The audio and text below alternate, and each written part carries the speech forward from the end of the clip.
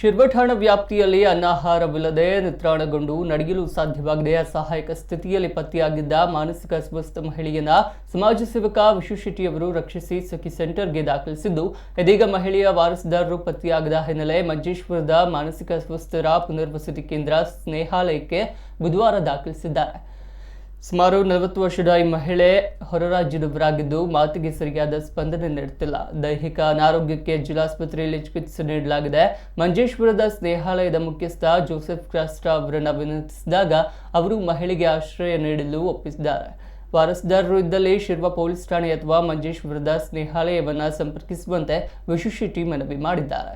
ಈ ಕಾರ್ಯಾಚರಣೆಯಲ್ಲಿ ಶಿರ್ವ ಠಾಣೆಯ ಪಿಸಿ ರಮ್ಯಾ, ಸಾಮಾಜಿಕ ಕಾರ್ಯಕರ್ತ ರಾಮದಾಸ್ ಪಾಲನ್ ಉದ್ಯಾವರ, ಬೆಳ್ಮಣ್ಣು ವಿಶ್ವನಾಥ ಪಾಟ್ಕರ್ ಸಹಕರಿಸಿದರು. ಮಹಿಳೆಯನ್ನ ಮಂಜೇಶ್ವರದ ಸ್ನೇಹಾಲಯಕ್ಕೆ ಕರೆದೊಯ್ಯಲು ವಾಹನ ವ್ಯವಸ್ಥೆಯ ವೆಚ್ಚವನ್ನು ವಿಶು ಶೆಟ್ಟಿ ಭರಿಸಿದರು.